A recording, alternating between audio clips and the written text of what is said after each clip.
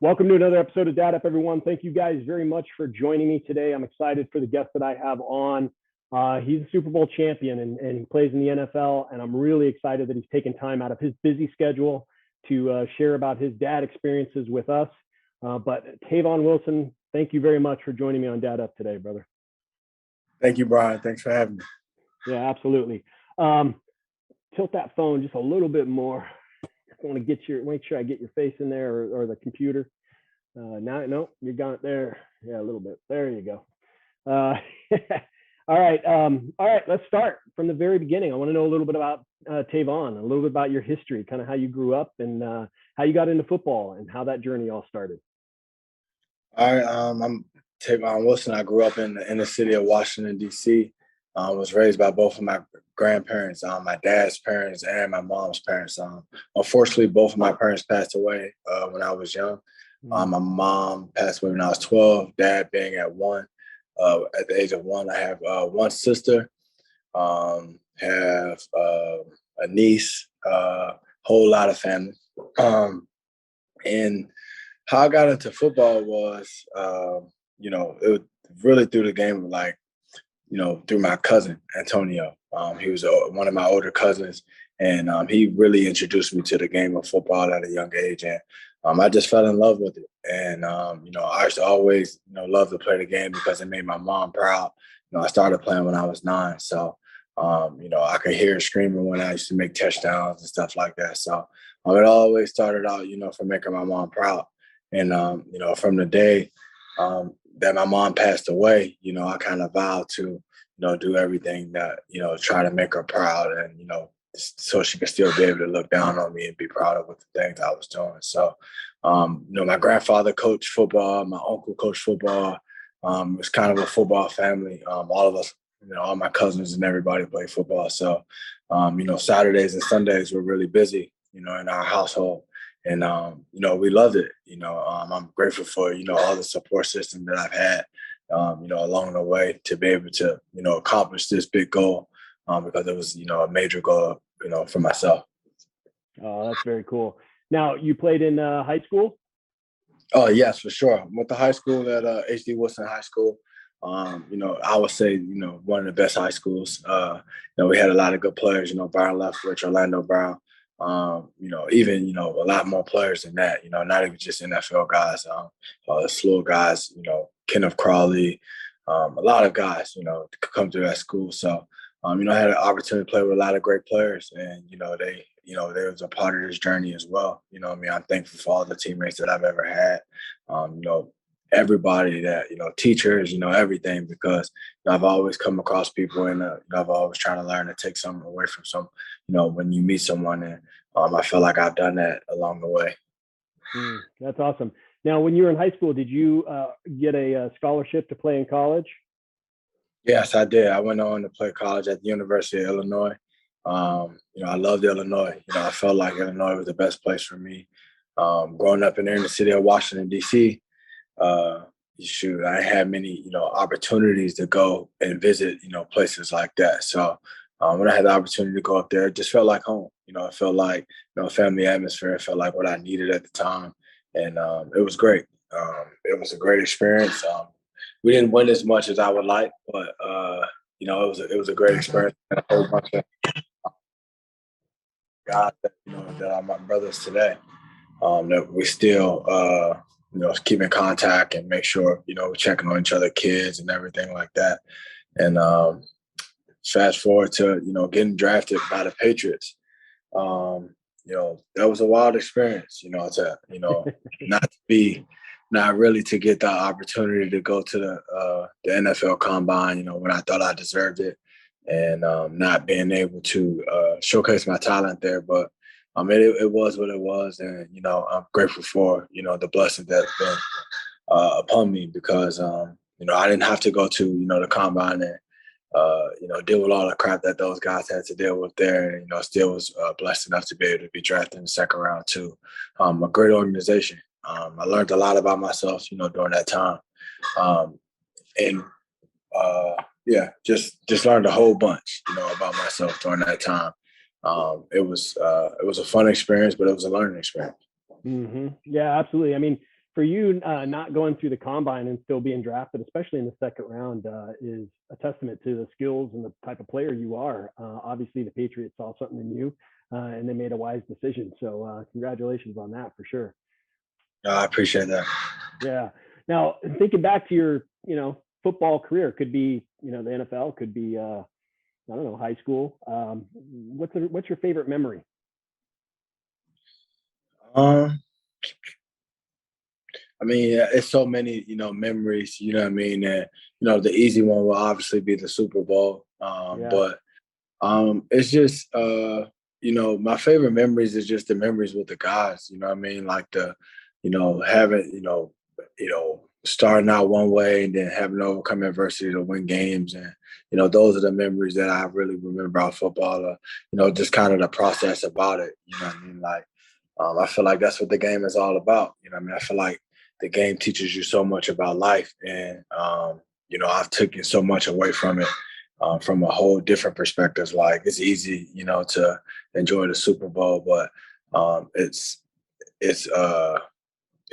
joy in the journey and the process as well. Yeah. No, that's cool. And obviously the Super Bowl would be probably what would come to mind first, but because that is a great experience and a great accomplishment. But you're right. I mean, I've coached a lot of sports in my years. I've got 20 years of coaching under my belt, even all the way up through high school. And I coached mainly basketball, but a lot of baseball as well. And one of the greatest memories I have as a coach is just being able to be a role model to these young men that are growing up, and in some cases don't have a dad or don't have parents that can be involved in what they're doing, but just being a role model to them. So the fact that you have these memories with all these men, including the players and the coaches, is great. That's awesome. Yeah, for sure. Yeah. What about your kids? How many kids you got? What are their ages? I got two boys, TJ and Tyler. TJ's birthday is actually today. Oh, cool. Well, happy birthday. Yeah, he turned 9 and Tyler's 6 years old. So those are my little buddies right there, my little homies, my best friends. Everything I do is for them. They make me, want to be better for them. You know what I mean? Yeah. They look at me and think that, dad is their hero, but, truly they're my heroes. You know what I mean? Like they really saved my life and, made me want more for myself. So I love spending time with them. I love being their dad. It's a joy. It truly is. Yeah. I always talk about, when I talk to guys that are not dads, I tell them, you don't know what it's like to be, you don't know the love that you have for a child until you become a dad. And there's just that magical love that happens between a father and a son or daughter that you can't explain it to anybody that doesn't have kids. It's just it's just a blessing. So that's cool. Well, good. I'm glad. Let me ask you this, kind of diving into kind of parenting, and not only parenting, but also, trying to parent through a challenging career. What's the most challenging part of being a parent and a professional athlete? I think the balance part of it. I think, you have a job to do that, a job that's going to provide for your family. And then, you have, living human beings at home that you got to take care of and support and be there for. And sometimes those things get conflicted. And it's not easy. It's not easy on them. It's not easy on you. But you got to kind of, learn to deal with it as a family and, address it the best way you can. And obviously you got to have a great support system. My wife is, fantastic at, being a buffer for me and, helping me through any situations, and, her parents and, my grandmother and, all of our different families, it's kind of a whole hands on deck thing. But it's definitely a challenge. I say,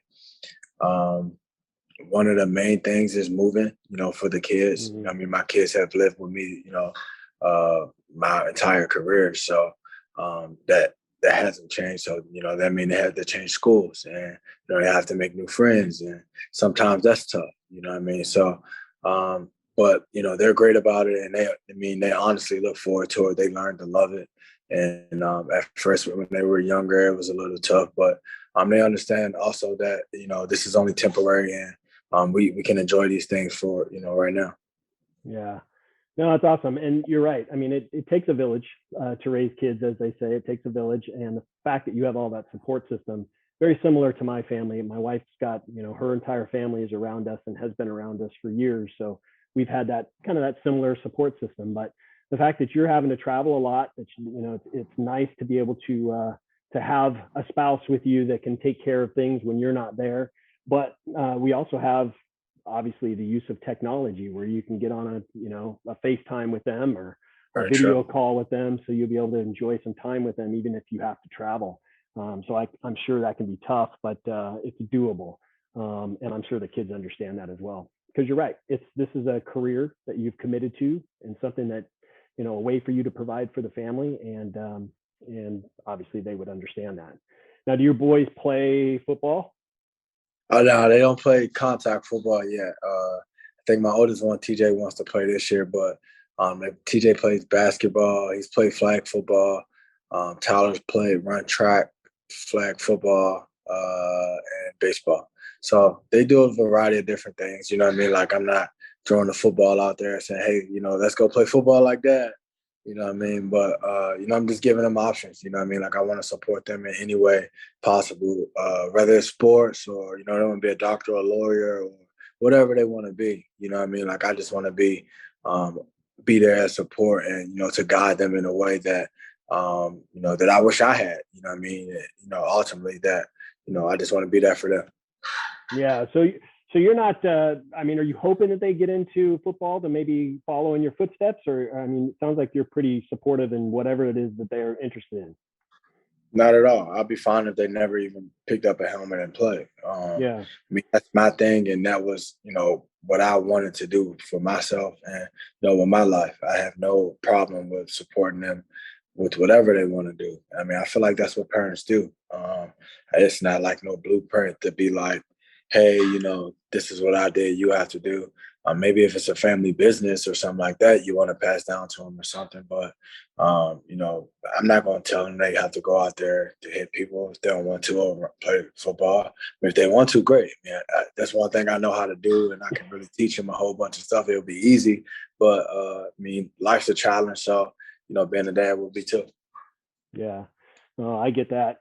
Yeah, I'm exactly the same way. I wanted my boys to do whatever it is they want to do in their lives, and obviously I'll guide them and support them and try to lead them in the right direction.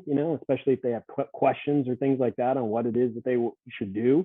But I want them to choose their own life and make their own decisions and go the career path that they really feel would make them happy. So very cool. There's a big question out there that a lot of parents struggle with. And it's a question that I think is appropriate for you being in the profession that you're in. And it's the question of how safe is football for my kids? And I know for us, my boys played flag football. They never played they never played tackle football. My wife and I weren't really sure about the safety side of things as far as how, with concussions and things like that. So I never really wanted my kids to get into to football, contact football. But there are parents that want their kids to play, or their kids want to play and are okay with it. So my question is, what advice would you give to parents that may have a concern about safety for their kids playing contact football? You got to make sure you look into the coach and who's teaching them. I think, everything goes back to teaching and trying to show them the right way to play. I mean, obviously the game has been played, since the beginning of time. So it's obviously a right way to play it.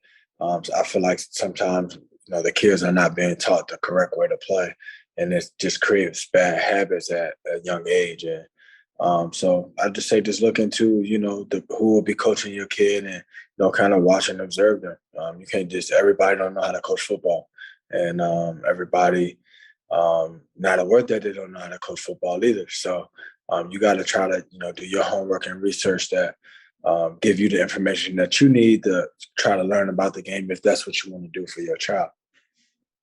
That's great. And I have heard that. I've talked to other, football players, and they've said the same thing, that not only has football been around a long time, but the game of football has changed so much, and the safety gear that you guys have to wear has improved over the years tremendously. So that's one thing to keep in mind. But yes, on the flip side of things, making sure that you understand the type of environment that your kids are playing in if they start playing at a very young age. Is there a specific age that you recommend players or kids play contact football? Because I know some people have a kind of a different opinion on that. I think it all depends on kid to kid. I think size matters. I think maturity matters. I think a lot matters. I mean, I didn't, you know, I don't think I'm not against them playing. I mean, like 6, 7. Nah, I'm not really for that. You get them around in the 8 range, then they'd be old enough to kind of decide what they want to do. You can give them opportunity, to choose. You know what I mean? So Yeah, yeah. and some people like later. I mean, some people like middle school. I mean, because it just gives them a little more time. But Yeah, it all depends. I, Yeah. I've heard that, and I've heard because of the safety gear that they have and stuff, that, and as long as they're taught right, especially how to tackle, I hear that's a big thing. Learning how to tackle the right way is a big thing. I've heard that high school age is probably the appropriate age, but I guess it depends on the kid, like you said, on the size of the player. And I mean, I feel like, when you get to high school, that's kind of too late. You know what I mean? Like, I mean, sometimes, kids have been playing since they've been 11, 12 years old. And, it's like riding a bike. You know what I mean? If you don't get on a bike and try to ride it, you're never going to take the training wheels off. So you got to get out there and play at some point. I mean, some people played in high school and have done special things. You know what I mean? I'm not discounting that either, but I mean, in this day and age, with kids getting trainers and all those different things, I mean, it's making it tough. yeah, no, I get that. Now, as a football player, you have a tremendous work ethic. I mean, your work ethic has to be on point in order for you to not only stay on the team that you're on, or potentially get on a team that you need to get on or want to get on. For you, how do you raise your kids to have the work ethic that you have? I think you gotta try to instill it in different ways. I mean, you gotta think, my kids ain't grow up. You know what I mean? Like I did, you know what I'm saying? They had different things than I did. So we try to, facilitate it different ways around the house and make them earn different things and let them, understand that things doesn't come easy because, everybody got to put in hard work, at some point in their lives. And, we try to, just teach them that. Yeah, I think one of the things that I talk to a lot of dads about is more is caught than taught. And you do that through leading by example, right?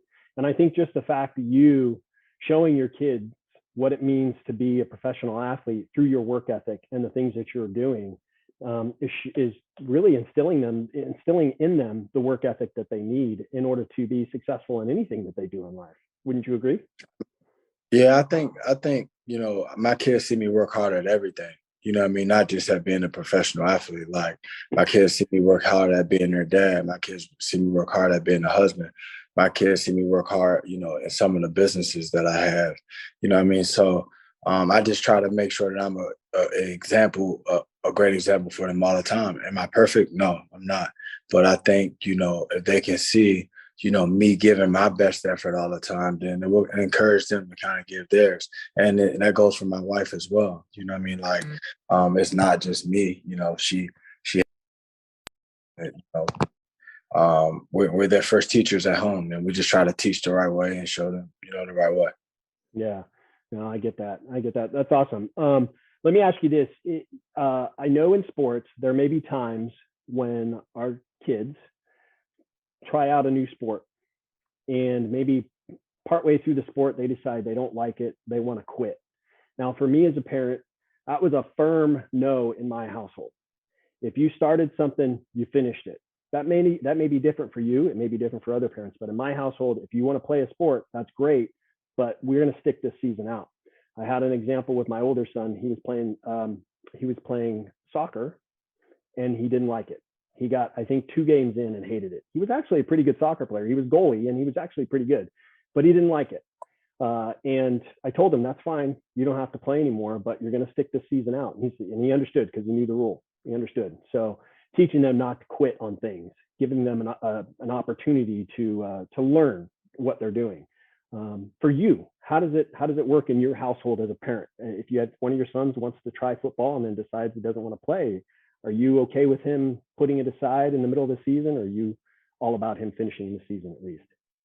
He most definitely gonna finish. I mean, because you can't just sign up for things and just pull out of it when you want to. I mean, sometimes it's the whole thing of how it's not going their way too, right? It might not that they not don't like the sport. It's that they ain't getting the ball enough, or they ain't doing this, or they ain't doing that. We deal with that too. So, you try to use those moments to encourage. You know what I mean? Like it's not, for me, it's not so much of a firm no. It's like, all right, man, why you want to quit? All right, why you want to do this? Why you want to do that? It's more of a conversation rather than, me trying to kind of coach him through it. That's kind of, my opportunity to be their dad and be there for them. You know what I mean? And let them know, through some of my ups and downs, like, that happens to me. Like, my career hasn't been perfect. It's been times where, I had to, sit down and not play as much or things like that. I mean, I couldn't quit. So, you try to use those moments as encouraging moments. Those are fun moments to me. I get excited about those. Yeah, I agree with you. It's one of those things where you're part of the team. You're part of a program. You're part of a group of guys or a group of girls, whatever the case may be.